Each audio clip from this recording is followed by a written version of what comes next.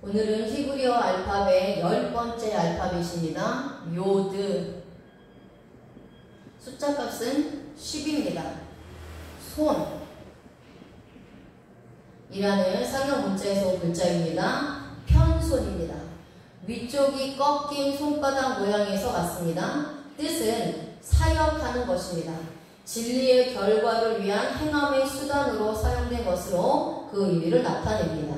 손은 대개 힘을 나타내고 손가락은 숙련을 상징합니다. 그래서 이 요드, 손의 의미는 하나님께서 손으로 사역한다는 의미입니다. 요드는 하나님의 사상을 피조물인 사람의 사고체계에 전수하려 할 때 신속하게 사역하는 손이라는 의미가 있으며 하나님의 권능을 나타냅니다. 요드는 우리에게 하나님의 의도가 바르게 익혀지도록 돕고 우리로 하여금 진리에 매달린 것마다 깨닫게 하여 능력과 진리를 잉태하고 낳게 하며 목표에 이르도록 도움을 주는 운동력이 있습니다. 하나님의 이름이 요드해, 바브해 이래서 사전에는 여호와 라고 표기되어 있습니다. 하지만 유대인들은 하나님의 이름은 너무나 거룩하여 함부로 부르지 않고 아도나이라고 부릅니다. 그런데 이 하나님의 이름의 첫 번째 알파벳이 바로 요드입니다. 그 다음에 이 요드는요, 예수님의 사역도 의미합니다. 예수님의 구원의 사역을 의미합니다. 예수님께서 양손에 못이 박혀 죽으시고 사역을 통해 나를 죄에서 탈출시키고 구원하셨습니다. 그래서 이 요드는요, 요드, 바브, 달레 이렇게 세 개의 알파벳이 합쳐져서 만들어진 글자입니다. 요드는 손에서 온 상형 문자이고요. 사역이라는 의미가 있습니다. 바브는 못이라는 상형 문자에서 왔고요. 연결, 자유라는 의미가 있습니다. 달렛은 문이라는 상형 문자에서 왔죠. 통과를 의미합니다. 그래서 양손에 못 박히신 예수 그리스도의 사역을 통해 하나님의 택한 백성들이 구원의 문을 통과해서 하나님과 연결되어 죄에서 자유함을 얻는다는 의미입니다. 히브리어 알파벳 중에 가장 작은 글자입니다. 가장 작은 글자입니다. 그래서 히브리인들에게 요드는요, 달렛과 마찬가지로 겸손을 의미합니다. 겸손. 요드를 보시면 요드 앞에 요드도 겸손입니다. 뒤에 달렛도 겸손을 의미합니다. 이 바브는 뭐죠? 십자가에서 못 박히신 예수 그리스도를 의미합니다. 그러니까 십자가에 못 박혀 죽으신 예수 그리스도는 겸손의 왕으로 오셨습니다. 그 예수 그리스도께서 십자가에서 생명을 계약하시고 구원의 사역을 완성하셨습니다. 그러면 예수님은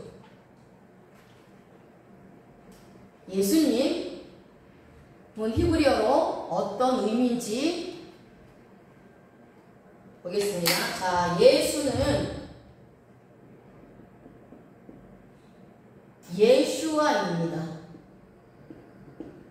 예슈와 히브리어는 오른쪽에서 왼쪽으로 읽는다고 말씀을 드렸어요. 뜻은, 사전적인 뜻은 그가 구원하실 것이다. 여호와는 구원이시다. 이게 사전적인 뜻입니다. 그런데 히브리적 의미로 보겠습니다. 요드는 만들다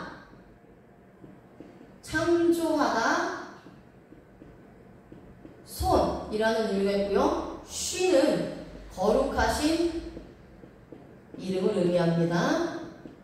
자, 그리고 바브는요, 못, 구원, 연결, 결합 을 의미하고요. 아이는 눈이라는 상형 문자에서 왔거든요. 경험하다, 예언하다 라는 의미가 있습니다.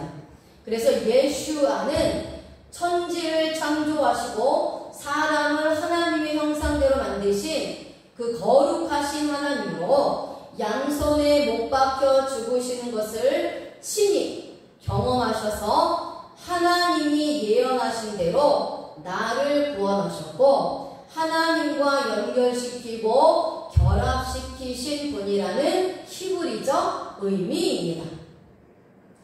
자, 그럼 오늘은 그 성경에서 그 예수님 십자가 위에 그 이름에 대한 비밀을 잠깐 좀 같이 나누겠습니다. 자, 예수님이 십자가에 못 박히셨을 때 빌라도는 십자가에 패를 같이 붙였습니다. 빌라도의 문구는 유대 지도자들을 경로시켰고 문구를 수정할 것을 요구했습니다. 그러나 빌라도는 거부했습니다.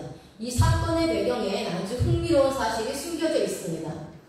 요한복음 19장이죠. 19절에서 22절 말씀을 보면 빌라도가 패를 써서 십자가 위에 붙이니 나사렛 예수 유대인의 왕이라 기록되었더라. 예수께서 못 박히신 곳이 성에서 가까우므로 많은 유대인이 이 패를 읽는데 히브리어와 로마와 헬라 말로 기록되었더라. 유대인의 대제사장들이 빌라도에게 이르되 유대인의 왕이라 쓰지 말고 자칭 유대인의 왕이라 쓰라 하니 빌라도가 대답하니 나의 쓸 것을 썼다 하니라. 이것의 의미는 아주 큰데요, 번역본에서는 발견하기가 힘듭니다. 십자가 위에 달렸던 문구는요, 히브리어 그리고 아람어로 보겠습니다.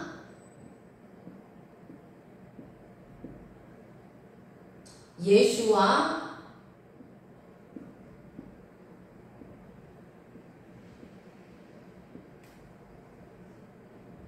하 나자레이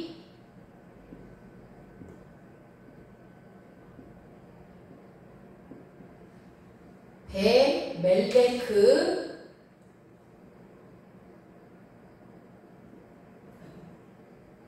밑에 쓰겠습니다. 짧아서 길어서 하 예후딘. 자, 알겠습니다. 예슈아 이게 뭐죠? 나사렛 예수 유대인의 왕이라고 빌라도가 패를 붙였습니다. 나사렛 예수 유대인의 왕. 자, 그것이 히브리어로는요, 예슈아 하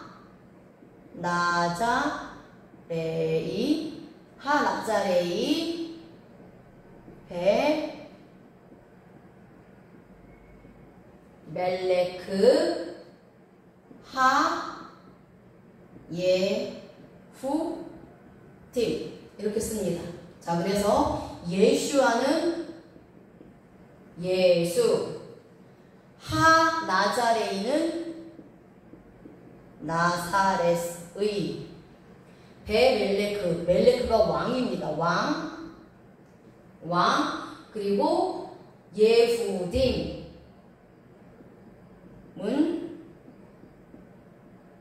유대인들. 자, 여기 매물 써서 이건 복수입니다.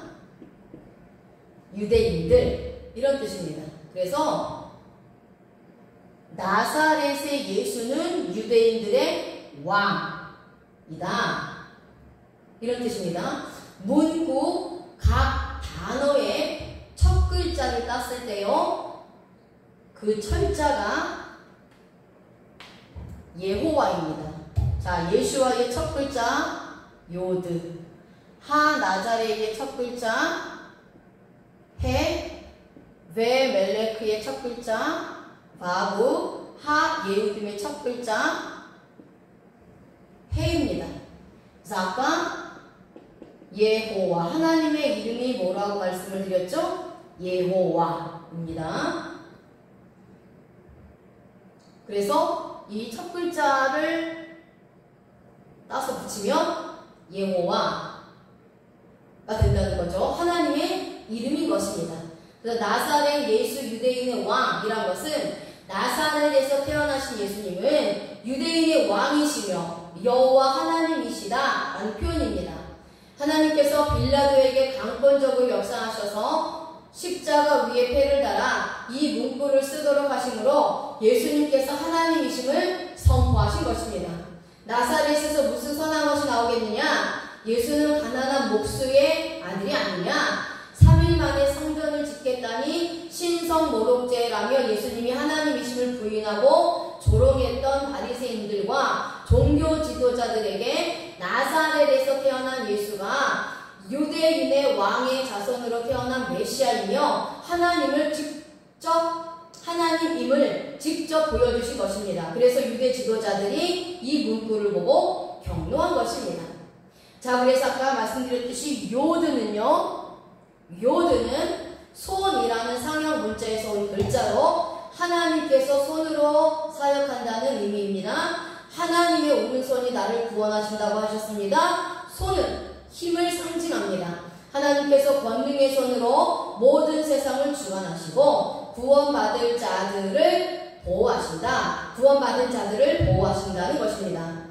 또한 예수님께서 양손을 십자가에 못 박혀 죽으시는 사역을 통해 하나님의 택한 백성들을 죄에서 탈출시키시고 구원하신다는 의미입니다. 아멘.